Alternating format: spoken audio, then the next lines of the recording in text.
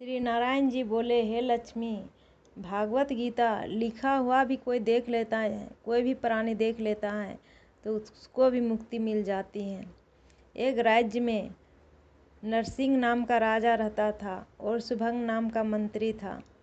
राजा को मंत्री पर बड़ा भरोसा था, लेकिन मंत्री के मन में छल था, कपट था। मंत्री चाहता था कि राजा को मारकर यह राज्य मैं ही करूं। इस भांति कुछ काल बीता। एक दिन राजा नौकर चाकर सो रहा था, तब मंत्री ने सारे नौकर राजा समेत मार कर राज्य करने लगा। राज्य करते करते कुछ समय बीता। एक दिन वह भी मर गया।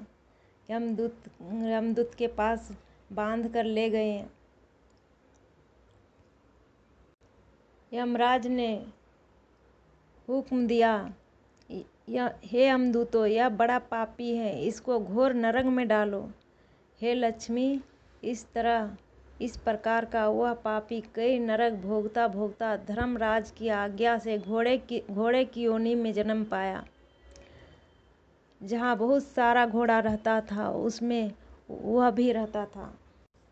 तब एक आदमी ने उस घोड़े को खरीदा और भी घोड़े खरीदा। वह घोड़ा का ही व्यापार करता था। घोड़ा खरीद के अपने देश को आया। तब वहाँ के राजा ने सुना कि एक आदमी ने बहुत सारा घोड़ा खरीद कर लाया है। राजा ने उस आदमी को बुलाया और 2-4 घोड़े खरीदा, उस घोड़े को भी खरीदा और राजा अपने घर ले आया। राजा ने उस घोड़े को हाथ फेरा तो राजा को देखकर उस घोड़े ने अपना सिर फेर लिया। तब राजा ने सोचा, क्या कारण है जो घोड़ा ने हमको देखकर सिर फेर लिया। तब राजा ने पंडित बुलाकर कहा, इस घोड़े ने हमको देखकर सिर फेर लिया है। तब पंडित ने कहा, हे राजन, इस घोड़े ने आपको प्रणाम किया है। राजा ने कहा, राजा ज्ञानी थे। राजा ने कहा, यह बात नहीं है। तब कई दिन बाद राजा उसी घोड़े में सवार होकर शिकार खेलने गया। घोड़ा जल्दी जल्दी चलता था। वह घोड़ा राजा शिकार खेलते खेलते बहुत दूर चला गया। उस दिन राजा ने बहुत सारा शिकार मारा। राजा खुश हो गए थे। राजा को प्यास लगी। शिकार खेलते खेलते राजा को प्यास लगी। तब राजा ने सोचा, मुझे प्यास लगा है तो तब राजा इधर उधर देखने लगा। तब देखा, वन में एक साधु देखा, कुटिया में बैठा था। वहाँ एक तालाब भी था। राजा वहाँ घोड़ा बांध दिया पेड़ में और अंदर कुटिया के अंदर गया।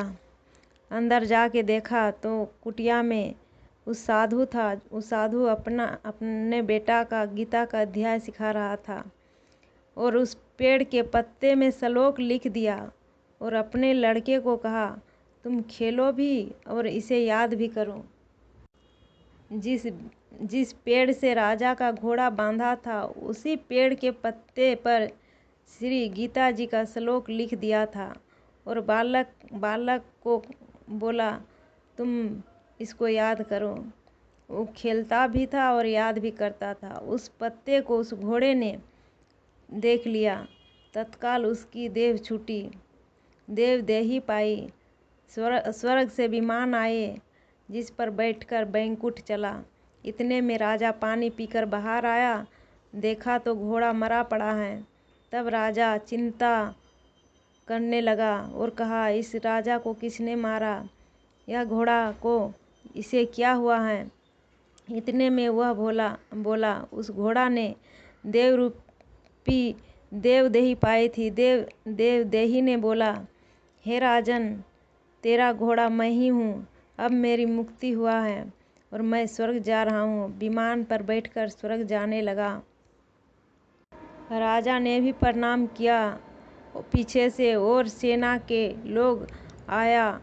तब राजा दूसरे घोड़े में सवार होकर अपना अपना देश गया। अपना गांव जाकर अपने पुत्र को कहा, हे पुत्र, आज से तुम राज्य करो। अब मैं बन जा